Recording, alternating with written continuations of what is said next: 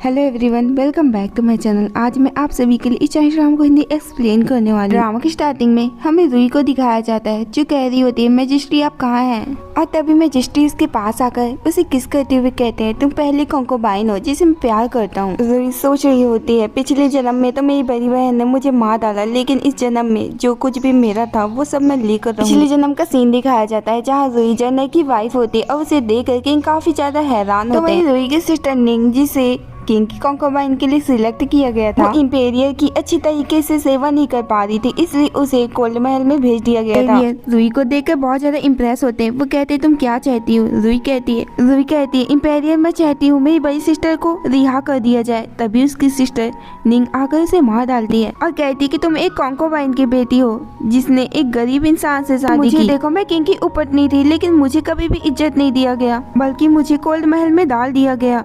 तुम्हारी लाइफ तो मुझसे ज्यादा अच्छी थी। और तभी किंग के सिपाही आकर के निंग को मार देते हैं। रूही का रीबर्थ उसी दिन होता है जब आज उसके लिए लाइफ पार्टनर चूज किया जाने वाला था। रूही भी ये देखकर काफी हैरान होती है और कहने लगती है क्या मेरा रीबर्थ हुआ है। रूही के फादर और स्टेप मॉम उसी गरीब लड़के से रूही को शादी करने के लिए कह रहे थे। तभी उसकी सिस्टर निंग आकर कहती है लू फैमिली में शादी करने के लिए तैयार हूँ। मैं मानती कि वो अभी गरीब है, लेकिन कभी शक्तिशाली हो ही जाएंगे। बात सुनने के बाद रूही समझ आती है कि उसकी सिस्टर का भी रीबर्थ हुआ है। अब उसकी मॉम समझाने लगती है कि अगले मंथ एक शो होने वाला है, उसमें तुम अपना टैलेंट दिखाकर किंग की कंकोबाइन बन सकती हो। निंग कहती है नहीं, मैं बस लू फैमिली से शादी करना चाहती हूँ। स्टेप मॉम कहते हैं रूही से क्या तुम उस कंपटीशन में भाग लेना चाहती हो। फ्लैशबैक से दिखाया जाता है जहाँ रूही छोटी होती है, उसकी मॉम की बहुत ज्यादा तबीयत खराब थी। टाइम निंग की मॉम ने साफ कहा था कि मैं एक कंकोबाइन के लिए डॉक्टर नहीं बुला सकती। रूही भी कहती है ठीक है मैं इस कंपटीशन में जाने के लिए तैयार हूँ और सोचने लगती है मॉम मुझे याद है आपने कहा कोई भी चीज आसानी से नहीं मिलता, तो इस बार मैं ज्यादा मेहनत करूंगी। उसके फादर समझाने लगते हैं कि अगर तुम फ्यूचर में किंग की कंकोबाइन बन जाओ तो उन्हें परेशान मत करना। सोच रही होती है रूही जो मैंने अगले जन्म में सहा अब तुम्हें भी वो सहना होगा। कहने लगती है मैं एक कंकोबाइन की चाइल्ड हूँ, मुझे पता है किंग इससे बहुत गुस्सा होंगे। उसके फादर कहते तुम परेशान क्यों हो रही, आज से मैं तुम्हें अपनी लीगल डॉटर बनाता हूँ। इस चीज से निंग काफी गुस्सा होती है, अपने फादर को कहने लगती है आप ऐसा नहीं कर सकते। उसके फादर कहते हैं ये हमारी फैमिली की फ्यूचर है। कहती है आप ऐसा नहीं कर सकते क्योंकि लू फ्यूचर में जनरल बनेगा। ये बोलकर वो वहाँ से चली जाती है। रूही को दिखाया जाता है जो अपनी सर्वेंट लोटस के साथ घूम रही थी। तभी निंग आती है और कहने लगती है तुम्हें क्या लगता है कि तुम्हें किंग की कंकोबाइन के लिए सिलेक्ट किया जाएगा। कहने लगती तुम ऐसा क्यों बोल रही हो। तो वही निंग सोचने लगती है शायद मेरा ही रीबर्थ हुआ है, तभी तो वो अभी भी पहले जाने के लिए तैयार है। कुछ नहीं, मैंने सुना इम्पेरियर को ना ग्रीन ड्रेस बहुत ज्यादा पसंद है, तो क्यों ना तुम ग्रीन ड्रेस पहन कर जाओ। रूही सोचने लगती है ये इतनी इम्पोर्टेंट बात मुझे क्यों बताएगी और कहने लगती है ठीक है सिस्टर जैसे तुमने कहा मैं वैसा ही करूंगी। सीन दिखाया जाता है जहाँ आज ना निंग की शादी होनी थी और यहीं पर हम उसके दूल्हे लू को देखते हैं जो कि अपने शादी वाले दिन भी काफी फटे हुए कपड़े पहनकर बातें करने लगते हैं कि निंग की फैमिली निंग की शादी इतने गरीब इंसान से कैसे कर सकते हैं। अरे कहने लगते हैं लू से क्या तुम्हें आज भी पालकी नहीं मिली, मैं ये शादी नहीं होने दे सकता। तभी निंग कहती है फादर आप ऐसा मत करिए, वो शाही परीक्षा में पास होगा और जरूर जनरल बनेगा। निंग की मॉम कहने लगती है क्या तुम्हें यकीन है निंग की वो शाही परीक्षा में पास हो जाएगा। जिस पर निंग भी कहने लगती है हाँ माँ मुझे यकीन है।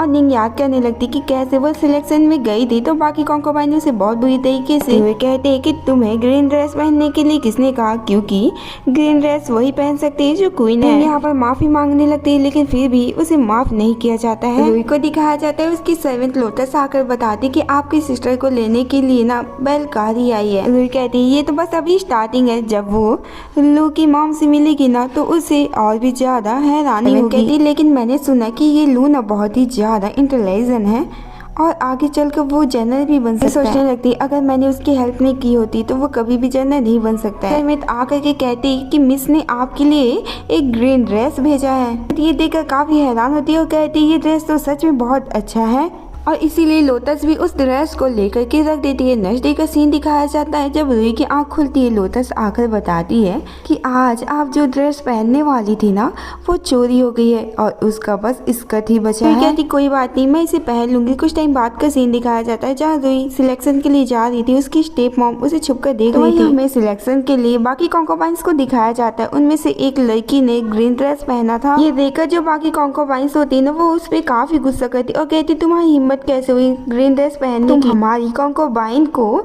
नीचा दिखाना चाहती हो? रूही भी ये सब छुप कर देख रही थी। बाकी कॉन्कोबाइंस उसके पास भी जाने लगती हैं। वही रू कह रही होती है वही कॉन्कोबाइन सच में बहुत ज़्यादा ब्यूटीफुल है, उसकी तरह ब्यूटीफुल यहाँ कोई भी नहीं। जैसे वो पालकी खोलकर देखती तो वहाँ पर लोटस ग्रीन ड्रेस पहनकर बैठी हुई थी। फ्लैशबैक से दिखाया जाता है जहाँ रूही लोटस से कि जल्दी अपने कपड़े उतारो, मुझे कपड़े चेंज करना है। जो कॉन्कोबाइन होती है वो सर्वेंट को लेकर जाने लगी, तभी रूही आकर कहती कि मैं ही सिलेक्शन के लिए आई हूँ, ये मेरी सर्वेंट है। कॉन्कोबाइन आकर कहने लगती है क्या मैं तुम्हें पागल लग रही? इस सर्वेंट ने इतनी अच्छी ड्रेस पहनी है जबकि तुमने इतनी घटिया ड्रेस दी है। मैं एक कॉन्कोबाइन की डॉटर हूँ, इसलिए मुझे कोई भी पसंद नहीं करता और मेरी स्टेप मॉम ने मुझे ये ड्रेस दी ताकि मैं जल्दी सिलेक्शन में हार जाऊँ और मुझे बाहर निकाल दिया जाए। कॉन्कोबाइन कहती मैं तुम्हें वैसे भी निकाल दूंगी। तभी इसकी सर्वेंट आकर कहती कि ये बहुत ज़्यादा ब्यूटीफुल है, हमें इसे सिलेक्ट कर लेना चाहिए। लोटस कहने लगती है अच्छा हुआ मिस आपने लास्ट टाइम में ड्रेस चेंज कर लिया, नहीं तो ये लोग आपको परेशान करते। हम देखते हैं यहाँ जितने भी कॉन्कोबाइन को सिलेक्ट किया गया था उन्हें ड्रिंक भी दिया जाता है और इसीलिए रूही भी उस ड्रिंक को पी लेती है। अब हम देखते हैं कि सारी कॉन्कोबाइंस किंग और क्वींस के पास आ जाती हैं और वहीं उन्हें सिलेक्ट किया जाना था। अब जैसे यहाँ पर रूही आती है ना तो उसे देखकर किंग काफ़ी ज़्यादा इम्प्रेस होते हैं और पूछने लगते हैं कि तुम्हारा नाम क्या है। रूही बताती है कि मेरा नाम रूही है और मैं ना सेन फैमिली की सेकंड डॉटर हूँ। अब महारानी बताने लगती है कि यहाँ पर ना ग्रीन ड्रेस में मेरी छोटी सिस्टर वांग है, लेकिन यहाँ पर तो इम्पेरियर की नज़र बिल्कुल भी रूही से हट ही नहीं रही थी। यहाँ पर हम एक लड़की को देखते हैं जिसे कॉन्कोबाइन के लिए ड्रिंक पिलाया गया था, उसकी हालत काफी खराब होने लगती है। वांग सोचती है इस रूही ने भी तो ड्रिंक पिया था ना, तो ये अभी तक ठीक कैसी है। अब जैसे उस लड़की को मारने के लिए लेके जाया जाता है वो लड़की कहती है कि मेरी इसमें कोई भी गलती नहीं है, मेरे ड्रिंक में कुछ मिलाया गया था। महाराज कहते तुम्हें ड्रिंक किसने दिया? वो वांग के साथ इशारा करने लगती तो वही वांग रूही ने उस ड्रिंक को दिया था। लड़की भी झूठ कहने लगती हाँ महाराज रूही नहीं मुझे ड्रिंक दिया था। रूही सामने आकर कहती ड्रिंक को वांग की सर्वेंट लेकर आई थी, मैं नहीं। वांग कहने लगती तुम झूठ बोल रही हो, मैंने कब अपने सर्वेंट से चाय लाने के लिए कहा था, यहाँ किसी से भी पूछ लो। अब यहाँ पर कोई भी लड़की जवाब नहीं दे रही थी। मैजिस्ट्री रूही के पास जाकर कहते हैं तुम्हारा दिल तो बहुत ज़्यादा कठोर है। तभी रूही मैजिस्ट्री के ऊपर ही बेहोश हो जाती है। मैजिस्ट्री कहते हैं जाकर डॉक्टर को बुला कर लाओ। डॉक्टर आते हैं तो पता चलता है कि दोनों लड़कियों को ना लव पॉइजन दिया गया है और इस दवा को सहन करना बहुत ही ज़्यादा मुश्किल होता है। रूही कहती है मैं महाराज के सामने अपना धैर्य नहीं खोना चाहती थी, इसलिए खुद को कंट्रोल कर रही। अब महाराज आपको यकीन हो ही गया होगा कि मैंने ये पॉइजन किसी को भी नहीं दिया। इम्पेरियर कहते तुम्हें ना अभी आराम करना चाहिए, बाकी मैं संभाल लूंगा। इम्पेरियर उठकर कहते हैं क्वीन क्या तुम भी अपनी सिस्टर से मिली हुई थी ताकि वो लड़कियों को लव पॉइजन दे सके? कहती इम्पेरियर इसमें मेरी सिस्टर और मेरी कोई गलती नहीं, मेरी सर्वेंट ने ये सब करने के लिए कहा। इम्पेरियर कहते हैं रूही बताओ मैं इसे क्या पनिशमेंट दूं? रूही सोचती है कि इसकी सिस्टर क्वीन है और मैं इसका कुछ नहीं कर पाऊंगी, इसलिए वो कहती है कि सारी गलती शायद इसकी सर्वेंट की है। तो अब मैजिस्ट्री भी उसकी सर्वेंट को मारने का ऑर्डर देते हैं। हमें निंग को दिखाया जाता है जो अपने हस्बैंड लू के साथ वापस अपने घर आती है और उसकी हालत काफी खराब थी। तो सबसे पहले यही पूछती है क्या रूही को पेरिस में जाने का मौका मिल गया? उसकी मॉम कहती भला उसे किंग की कॉन्कोबाइन के लिए भला कौन ही चूज करेगा? तभी सर्वेंट से उन्हें पता चलता है कि सेकंड लेडी भी यहाँ आ गई है और उन्हें कॉन्कोबाइन के लिए चूज कर लिया गया है। सिस्टर ये देखकर काफी हैरान होती है और सोचती है कि इसे कैसे चूज कर लिया गया जबकि मुझे तो वहाँ से निकाल दिया गया था। लोटस कहने लगती आप सभी को ना मिस को सम्मान देना चाहिए, लेकिन वही निंग उसे मारते हुए कहती है कौन सी तुम्हारी मिस महारानी बन गई है जो हम उसे सम्मान दे? निंग कहने लगती है किंग थोड़ी नांदे हैं जो तुम जैसी लड़की से प्यार करेंगे। रूही कहती तुम मेरा इंसल्ट कर सकती हो लेकिन तुम किंग की इंसल्ट मत करो। और तभी उनके पास न किंग का आदेश आता है जहां रूही को कॉन्कोबाइन के लिए सिलेक्ट कर लिया गया है और 3 दिनों बाद उसे पैलेस रिटर्न जाना है। रूही उस लेटर को एक्सेप्ट कर लेती। उसके फादर और बाकी लोग रूही को अब इज्जत देने लगते हैं। निंग कहती तुम्हें कैसे चुन लिया गया और मुझे तो उस समय मारा गया था। निंग के फादर से मारते हुए कहती तुम्हारी हिम्मत कैसे हुई कॉन्कोबाइन से ऐसी बात करने की? रूही से कहने लगती है तुम बस एक कॉन्कोबाइन हो और मैं एक विद्वान की वाइफ हूँ। रूही कहती तुम्हारा कहने का मतलब क्या है? किंग से शादी करने की बजाय मैं एक विद्वान से शादी करूं? मॉम डैड अब निंग पे काफी गुस्सा होते और उसे बहुत बुरी तरीके से मारने लगी और सोचने लगती कि मेरे मॉम डैड ने उसकी हेल्प क्यों की और सोचती कैसे फिनिक्स कॉन्कोबाइन बन सकती है। लू कहते चुप हो जा और जब तुम उससे मिलोगी ना तो शांति से बात करना। तो उधर हमें इम्पेरियर को दिखाया जाता है जो अभी भी रूही को ही सोच सोच कर काफी ज्यादा खुश हो रहे थे। अब हमें 3 दिन बाद का सीन दिखाया जाता है जहां आज सभी कॉन्कोबाइंस को महल लेकर जाना था। लोटस काफी ज्यादा खुश होकर कहती है मिस आज फाइनली हम पैलेस जाएंगे। और तभी यहाँ पर ना कुछ लोग आते हैं जो वांग को पालकी में बैठा कर लेकर जाने लगे। अब वो कहने लगती है रुई से कि भले ही तुमने इम्पेरियर का दिल जीत लिया है लेकिन अब मैं इम्पेरियर की सबसे खास रहूंगी। कहने लगती कॉन्कोबाइन वांग मैं कभी भी आपके सामने आने की दुस्साहस नहीं कर सकती। वांग यहाँ से चली जाती। लोटस कहती है मिस क्या आप अपसेट नहीं है। रू कहती तुम्हें पता है वो इस कंपटीशन को क्यों जीती क्योंकि उसकी बहन क्वीन है। कोई बात नहीं वो आज आ रही तो हम कल चले जाएंगे। कहती है कि अगर कल पालकी नहीं आई तो हम क्या करेंगे। रुई कहती तुम परेशान क्यों हो रही हो। रुई को दिखाया जाता है जो गार्डन में होती है। तभी लोटस आकर बताती कि महाराज आ रहे हैं। रुई अब यहाँ पर जुगनू बाहर निकाल कर करने लगती है तो किंग भी उसे काफी प्यार से देख रहे थे और उसके पास आ जाते हैं। ऐसे वो रुई से कुछ कह पाते उससे पहले ही रुई पानी में गिर जाती है।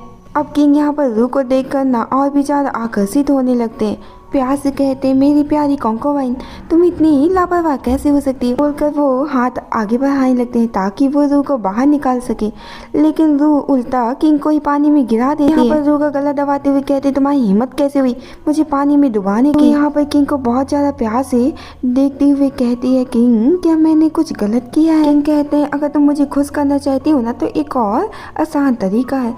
ये बोलकर वो रुई को ना रूम में ले आते हैं। किंग जाने लगते हैं तो रुई ना किंग को अपने क्लोज करने लगती है। वो कहने लगते हैं क्या मेरी कॉन्कोबाइन थोड़ा इंतजार नहीं कर सकती। नेक्स्ट डे का सीन दिखाया जाता है जहाँ रुई को लेने के लिए पालकी आई थी। ये सब दूर से वांग देख रही होती। वो कहती इसकी इतनी हिम्मत कि वो किंग को सेड्यूस कर रही है। हमें दिखाया जाता है जहाँ लोटस ना रुई के घाव पे दवा लगा रही थी। कहने लगती है देखिए मिस आपके लिए किंग ने कितने सारे हेयर पिन भेजे हैं। मुझे तो डर है कि आपकी जो बड़ी सिस्टर है ना उसे प्यार के अलावा तो कुछ भी नहीं मिलता होगा। वैसे हमें निंग को दिखाया जाता है जो जैसे ही लू के करीब जाने की कोशिश करती है कि माँ जाती जो कहने लगती तुम दोनों ये सब नहीं कर सकते अभी लू को ना अपनी पढ़ाई में ध्यान देना है। निंग कहने लगती लू तुम कुछ कहती क्यों नहीं हो। तो लू कुछ भी नहीं कहता। माँ कहती है कि अगर तुम सच में लू से प्यार करती हो तो उसे ज्यादा से ज्यादा दहेज दो। हमें दिखाया जाता है जहाँ जितने भी कॉन्कोबाइन को सिलेक्ट किया गया था वो महारानी से मिलने के लिए यहाँ आ चुकी थी। तभी हमें यहाँ पर ना इम्पेरियर कॉन्कोबाइन लियो को आते हुए दिखाया जाता है। आकर के कहने लगती है मैंने रुई के बारे में बहुत कुछ सुना है। कॉन्कोबाइन उसे देखकर कहने लगती है कि वो सच में बहुत ही ज्यादा ब्यूटीफुल है। वो बिल्कुल ही इम्पेरियर कॉन्कोबाइन की तरह ही है। महारानी कहने लगती इम्पेरियर कॉन्कोबाइन यानी कि लियो को महाराज बहुत ज्यादा पसंद करते हैं क्योंकि उसने महाराज की जान बचाई। कहने लगती है कॉन्कोबाइन रू को महाराज की अच्छी सेवा करनी होगी ताकि वो अच्छी तरीके से बच्चे को पैदा कर सके। वांग कहने लगती तुम्हारी हिम्मत कैसे हुई व्हाइट फ्लावर लगाकर आने की। क्या तुम महारानी को श्राप देना चाहती हो। याद करने लगती है कि अबॉर्शन के बाद महारानी की तबीयत काफी खराब है। अब बाकी लड़कियां कहने लगती है कि हाँ कॉन्कोबाइन रू को ना पनिशमेंट देना चाहिए। भला उसकी हिम्मत कैसे हुई व्हाइट फ्लावर लगाकर आने की। समझाने लगती महारानी मेरा आपको ना कोई शराब देने का इरादा नहीं था। हमें किंग को दिखाया जाता है जिसके पास एक सर्वेंट आकर बताता है कि कैसे वो माउंटेन में जीत तो गए हैं लेकिन उनके काफी सारे सैनिक मारे गए हैं। किंग इससे काफी गुस्सा होते हुए कहते हैं कि जल्दी से आर्मी को कहो कि वो वहाँ जाए। ताकर बताता है कि ऊपर नेहरू को सजा दिया जा रहा क्योंकि वो व्हाइट फ्लावर लगाकर महल में आई थी। किंग कहने लगती उस रू की इतनी हिम्मत कि वो खुले आम महारानी को श्राप दे। महारानी को दिखाया जाता है जो कह रही होती इस गलती के लिए मैं कॉन्कोबाइन रू को 100 कोड़े मारने की सजा देती हूँ। को मारा जा रहा होता है। तभी यहाँ पर ना किंग आ जाते हैं और जब वो देखते हैं कि रू को पनिशमेंट दिया जा रहा है तो सबसे पहले वो रू को उठाते और कहते अगर मैं यहाँ नहीं आता तो क्या तुम कॉन्कोबाइन रू को पीट पीट कर मार डालते। अब किंग कहने लगते हैं कॉन्कोबाइन रू तुमने ऐसा क्यों किया। रू कहती है महाराज आपने ही तो इस फ्लावर को मुझे दिया था। मैं ना इसे बहुत अच्छी तरीके से रखना चाहती थी। तभी यहाँ पर लियो कहने लगती है कि वांग ने इम्पेरियर का गिफ्ट को बदनाम करने की कोशिश की है। वांग कहती इस फ्लावर को किंग ने दिया था तो तुमने हमें इस बात को पहले क्यों नहीं बताया। किंग कहने लगती तुम्हारी हिम्मत कैसे हुआ मेरा गिफ्ट का इंसल्ट करने का। अब वांग यहाँ पर माफी मांगने लगती तो वही महारानी कहने लगती कि प्लीज मेरी सिस्टर को माफ कर दो। लेकिन किंग यहाँ पर रुई को उठाकर ले जाते हैं कि तुमने भी अपनी सिस्टर को बुरी काम करने की अनुमति दी है। मैं तुमसे बहुत गुस्सा देखते हैं जहाँ किंग रू के पास बैठे हुए थे और कहते हैं कि मैं ना तुम्हें सबसे कीमती कपड़े दूंगा और देखूंगा कि कौन तुम्हारी इंसल्ट करता है। सारी सर्वेंट आ जाती है किंग कहती कि तुम यहाँ पर किसी भी हेयर पिन को चूज कर सकती हो। रू को यहाँ पर फिनिक्स हेयर पिन काफी अच्छा लगता है। वो कहती है इसे पहनने के लिए मुझे कोई बड़ी पोजीशन में रहने की जरूरत तो नहीं। कहते नहीं, तुम इस हेयर पिन को पहन सकती हो। तो रूबी किंग के काफी करीब जाने लगती है। वो दोनों यहाँ पर किस करने लगे तो उधर हमें वांग को दिखाया जाता है जो काफी गुस्सा थी और कहती है कि उस लड़की ने फिर से किंग को सीड्यूस कर लिया। कहने लगती शांत हो जाओ सिस्टर। तो वहाँ कहने लगती प्लीज सिस्टर मुझे बताओ कि मैं क्या करूँ। महारानी कहती है मैंने ना कभी भी किंग को किसी लड़की के इतने करीब जाते हुए नहीं देखा। कंकोबाइन रू सच में बहुत ज्यादा खास है, लेकिन तुम परेशान मत हो, मेरे पास ना एक प्लान है जिससे वो कभी भी आगे नहीं बढ़ पाएगी। और वो ना एक डब्बा निकाल कर देती और कहती है तुम इसे अपने फेस में लगा लेना। सीन दिखाया जाता है जहाँ कंकोबाइन वांग अपने फेस में मास्क लगाकर अपनी सिस्टर के सामने रो रही थी।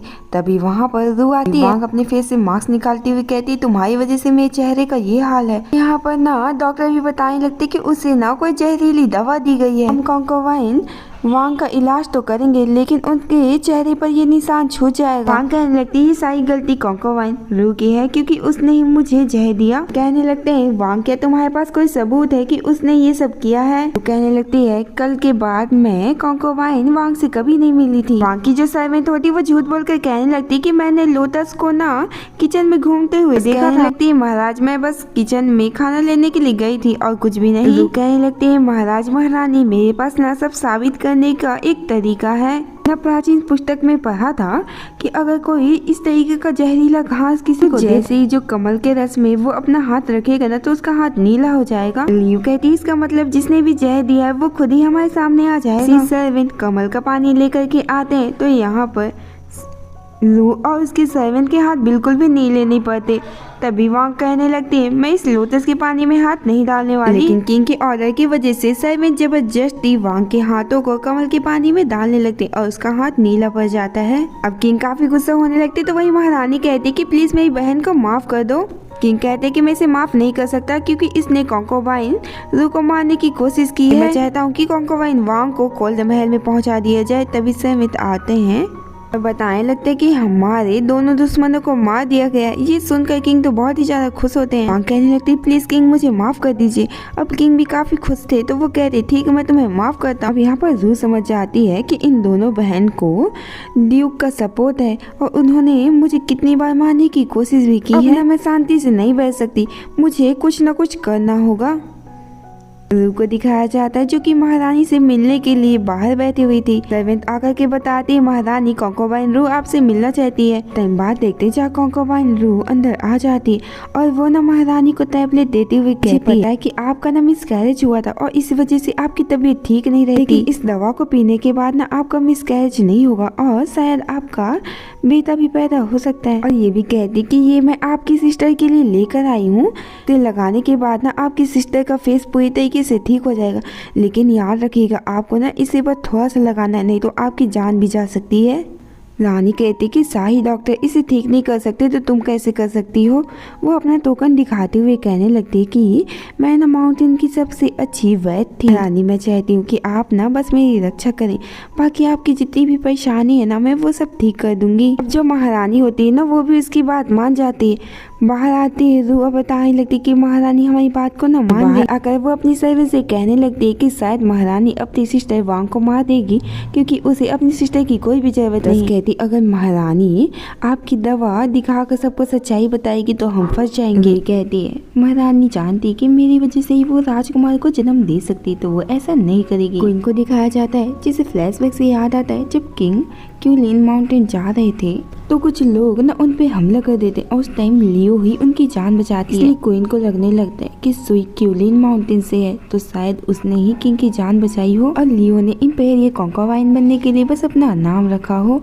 मैं उसे बिल्कुल भी नहीं छोड़ सकती। नेक्स्ट डे के सीन में किंग को दिखाया जाता है जो आकर बताता है कि कंकोबाइन वांग की डेथ हो चुकी है। महारानी होती ये देख कर ना वो बहुत बुरी तरीके से रोने लगी कि मेरी सिस्टर को क्या हो गया है। रोती हुई कहने लगती है प्लीज महाराज मैं चाहती हूँ कि आप ना हमें न्याय दें। सेवन बताने लगती है किंग को कि मैं यहाँ पर ड्रेस चेंज करने के लिए आई थी और देखी मिस की पहले ही डेथ हो चुकी है। तभी यहाँ पर डॉक्टर बताने लगते कि इन्हें ना जहर देकर मारा गया है। कहते हैं डॉक्टर क्या तुम बता सकते हो कि उसे कौन सा से जहर दिया गया है। डॉक्टर बताते हैं कि उनके चेहरे पर जो दाने हुए हैं उसे ठीक करने के लिए शायद उन्हें कोई पोजीशन दिया गया है। कहते हैं वांग को दवा किसने दी थी? महारानी कहने लगती कि वो रू थी क्योंकि उसने ही दवा में जहर मिलाया है। रू कहने लगती महारानी कि आप भूल गई थी मैंने क्या कहा था कि उन्हें बस थोड़ा दवा देना है। लेकिन जो किंग होते हैं वो रू पर ही गुस्सा करने लगते हैं। महारानी कहने लगती है चाहती महाराज की रू को न पनिशमेंट दिया जाए। बाकी कॉन्कोबाइंस कहने लगते हैं क्वीन तो अपनी सिस्टर से बहुत ज्यादा प्यार करती थी, भला वो अपनी सिस्टर को क्यों ही मारेंगी। तभी सेवेंथ लेकर के आता है दवा और कहने लगता है हाँ ये वही दवा है जिसमें ना पॉइजन दिया गया है। होकर कहने लगते कि मैं तो तुमसे फालतू में ही प्यार करता था और आज तुम्हारे फादर को जनरल बनाने वाला था। मुझे नहीं पता था जिससे मैं प्यार करता वो इतनी खतरनाक है जो अपने फायदे के लिए किसी को भी मार सकती है। तो कहने लगते है महारानी तुमने अपनी बहन को जहर देने के लिए मेरा इस्तेमाल किया ताकि किंग मुझे पनिशमेंट दे। कहने लगती है देखिए ना किंग ये कैसी बकवास करी, प्लीज इसे सजा दीजिए। किंग कहते ठीक है मैं चाहता हूँ कि रू को न पीट पीट कर मार दिया जाए। दस कहने लगते हैं नहीं नहीं महाराज ये सारी गलती मेरी है, मैंने ही मिस वांग को जहर दिया था, प्लीज आप मुझे पनिशमेंट दीजिए। ये सारी गलती मेरी है तो प्लीज आप मुझे पनिशमेंट दीजिए। रूही कहने लगती है लोटस तुम इतनी बेवकूफ़ी भरी काम नहीं कर सकती। अब यहाँ पर लोटस कहती है मिस आप मेरी चिंता मत करिए और कहने लगती है प्लीज किंग मुझे माफ कर दीजिए। किंग कहने लगते इस सर्वेंट की इतनी हिम्मत, जाकर इसे पीट पीट कर मार डालो। अब हमें रू को दिखाया जाता है जो लोटस की बॉडी को देखकर बहुत बुरी तरीके से रोने लगती है। किंग कहते हैं जो भी गलती करेगा मैं उन सभी को पनिशमेंट दूंगा, इसलिए कॉन्कोबाइन रू भी इस वजह से नहीं बचेगी। मैं चाहता हूँ उसे कोल्ड महल में भेज दिया जाए। अब हम रू को देखते हैं जो कोल्ड महल में आने के बाद अपनी सर्वेंट लोटस को बहुत ही ज्यादा याद कर रही थी। तभी यहाँ पर एक वुमेन आती जो कहती तुम बाहर जाना चाहती हो ना, मैं तुम्हारी हेल्प करूंगी। हम देखते हैं ये कोई और नहीं इंपीरियल कॉन्कोबाइन लियू होती है। उसने तुम्हें इतनी बड़ी प्रॉब्लम में फंसा दिया तो क्या तुम उससे रिवेंज नहीं लेना चाहती? मैं तुम्हें कोल्ड महल से बाहर निकाल सकती लेकिन मेरी एक कंडीशन है कि तुम्हें मुझे ना प्रेगनेंसी की दवा देनी होगी। अब हमें महारानी को दिखाया जाता है रू की दवा की वजह से ना उसकी हालत काफ़ी ठीक हो चुकी थी। वो कहने लगती है चलो मैं फ्यूचर में राजकुमार को जन्म दूंगी और मेरा बेटा बड़ा होगा ना तो इसलिए उसे क्राउन प्रिंस बनाया जाएगा। यानी कि महारानी अब प्रेग्नेंट है। अब हमें एक सर्वेंट को दिखाया जाता है जो आकर बताता है कि लेडी लियू भी प्रेग्नेंट है। हम देखते हैं जहाँ वो दोनों ना किंग से मिलने जाते हैं। किंग काफ़ी ज़्यादा खुश होते हैं, कहते हैं तुम लोग जो भी मुझसे मांगोगी ना वो मैं तुम्हें दूंगा। अब यहाँ पे लियू कहने लगती है मैं चाहती हूँ कि आप कॉन्कोबाइन रू को ना फ्री कर दे। अब यहाँ पर क्वीन कहने लगती आप बिल्कुल भी ऐसा मत करिएगा क्योंकि वो किसी की भी जान ले सकती है। किंग कहते हैं लेकिन रू ने तो कोई गलती नहीं की है इसलिए मैं उसे कोल्ड महल से बाहर निकलने की परमिशन दे। हमें रू को दिखाया जाता है जिसे बाकी कॉन्कोबाइन कह रही होती है तुम्हारा कपड़ा तो तुमसे भी ज़्यादा साफ है, क्या तुम्हें अभी भी लग रहा जो 6 पैलेस में कॉन्कोबाइन है उससे ज्यादा प्रिंस तुम्हें प्यार करेंगे, तुम्हें यहाँ से बाहर निकाल देंगे। रू कहने लगती हाँ मैं यहाँ से खुद ही बाहर निकल सकती हूँ। दिखाया जाता है जिसके पास समेत आकर के बताता है रानी माँ की तबीयत बहुत ही ज्यादा खराब है इसलिए किंग जल्दी से रानी माँ से मिलने के लिए आ जाते हैं। रानी माँ से मिलने के लिए आगे बढ़ते तो उन्हें पता चलता है कि रानी माँ को ड्रैगन वायरस है। क्वीन और कॉन्कोबाइन लियो भी प्रेग्नेंट है तो वो दोनों अंदर नहीं जा सकती है। तब यहाँ पर कॉन्कोबाइन रू आ जाती जो कहती मैं महारानी को देखने के लिए आगे जाऊंगी। किंग उसे रोकने लगते हैं। तो कहती महाराज आपकी चिंता के लिए धन्यवाद और मास्क लगा कर ना अंदर चली जाती है। वो अंदर आती तो देखती है कि वायरस की वजह से रानी माँ की तबीयत बहुत ही ज्यादा खराब है इसलिए वो खुद ही दवा बनाकर रानी माँ को पिलाने लगती है। रानी माँ कहते हैं क्या तुम्हें डर नहीं लगता क्योंकि सभी लोग मुझसे दूर भाग रहे हैं लेकिन तुम मेरे पास क्यों आई हो? रू कहती है रानी माँ मुझे पता है कि मुझे बस आपकी देखभाल करने की जरूरत है। रू सर्वेंट को दवा देते हुए कहती है तुम इस नुस्खे का उपयोग रानी माँ की दवा के लिए करना। बाद का सीन दिखाया जाता है जहाँ सर्वेंट एक लेटर लेकर आता है। रानी माँ ने लिखा था कि कॉन्कोबाइन रू की वजह से मेरी जो तबीयत है वो पहले से ठीक होती जा रही है। कहने लगती है महाराज मैं चाहती हूँ कि कॉन्कोबाइन रू को बाहर निकाल दिया जाए। अब जो रानी होती है वो किंग को बार बार मना कर रही थी कि वो कॉन्कोबाइन रू को बाहर ना निकाल। का सीन दिखाया जाता है जहाँ सर्वेंट आकर के बताता है कॉन्कोबाइन रू की वजह से एक सर्वेंट की तबीयत पूरी तरीके से ठीक हो चुकी है। उसके बाद हमें रू को दिखाया जाता है जो आज रानी माँ को फिर से दवा पिलाने वाली थी। वो अपने हाथ को काट कर खून मिलाती है दवा में। दिखाया जाता है कि रू ने ही ये सब किया था, वो भी लियो के साथ मिलकर। लास्ट में वो रानी माँ को ना दवा पिलाने के लिए भी लियो का ही यूज करके किंग काफी ज्यादा खुश होते हैं और रू को भी कोल्ड महल से आजाद कर देते हैं। इस चीज से बहुत ज्यादा गुस्सा होती और जब रू बाहर आती तो वो कहती तुम परेशान मत हो, तुम बस रानी माँ की वजह से बाहर निकली हो और मैं तुम्हें ना पनिशमेंट देकर रहूंगी। रू कहने लगती मुझे लगता है कि तुमने अपनी प्रेगनेंसी के लिए मैंने जो दवा दी थी उसे पी लिया है। कहा जाता है जो अपनी मॉम से कह रहे होते कि आप अभी भी ठीक हुई, आपको ना इतना नहीं घूमना चाहिए। यहाँ पर रानी माँ को देख कर क्वीन से कहने लगती है कि आपको डर है ना कि मेरी वजह से आपका ये बेबी भी नहीं बचेगा। कहते तुम्हारी हिम्मत कैसे हुई ये बोलने की। ये बोलकर वो रू को थप्पड़ मारते जिसे देखकर किंग और रानी माँ भी यहाँ आ जाकर कहती तुम्हारी हिम्मत कैसे हुई क्वीन उसे मारने की, तुम क्या चाहती हो मैं मर जाऊं। कहने लगते हैं तुमने सच में मुझे बहुत ज्यादा निराश किया। ये बोलकर वो रू को उठाते और वहाँ से चले जाते हैं। दिखाया जाता है जहाँ रू की तबीयत बहुत ही ज्यादा खराब होती है तो वही किंग जो है वो उसे दवा पिलाने लगते हैं और कहते मेरी प्यारी कॉन्कोबाइन तुम बहुत ही ज्यादा अच्छी हो, मैं तुम्हारे बारे में ना गलत सोच रहा था। ये बोलकर वो काफी प्यार से ना रू को दवा पिलाने लगते हैं और जैसे ही रू यहाँ पर सोती है ना यहाँ पर रू के पास एक लेटर मिलता है कि कैसे 5 साल पहले किंग को कुछ लोगों ने मार कर बेहोश कर दिया था। उस टाइम जो रू थी ना वो जंगल आई थी ताकि वो माउंटेन से जड़ी बूटी उठा सके। जब वो किंग की ऐसी हालत देखती तो वो उन्हें अपने साथ घर ले आती और उनकी देखभाल करके उन्हें ठीक करने लगी। किंग के ठीक होने के बाद वो वहाँ से चली जाती है और किंग को ना वहाँ पर एक लेटर मिलता है। अब किंग यहाँ पर अपने आदमियों से कहने लगते कि जाकर उस औरत को ढूंढो जिसने मेरी हेल्प की थी। हैंडराइटिंग को देखने के बाद किंग को बिलीव हो जाता है 5 साल पहले रू ही थी जिसने किंग की जान बचाई। उसके बाद हम देखते हैं कि किंग ना उसी लड़कियों को यहाँ बुला कर लाते और कहते हैं पूछने लगते 5 साल पहले क्या शाही कॉन्कोबाइन ने मेरी जान बचाई थी। वो कहता है हाँ। कहते अगर तुम सच बोल रहे तो ये क्या है। वो पेपर दिखाता है तो वो आदमी कहता है कि मैं उस कॉन्कोबाइन रू के पास इसलिए गया था ताकि वो मुझे दवा बता सके और आपकी जान बचाने वाली कॉन्कोबाइन लियो ही है। सीन दिखाया जाता है जहाँ किंग रू के पास जाते हैं और उसके बालों में व्हाइट फ्लावर लगाने लगते हैं। मेरी प्यारी कॉन्कोबाइन मैंने सुना कि तुम ना क्यूलिन माउंटेन में मेडिसिन की पढ़ाई कर रही थी, कभी किसी ऐसे आदमी की जान बचाई जो काफी ज्यादा घायल हो।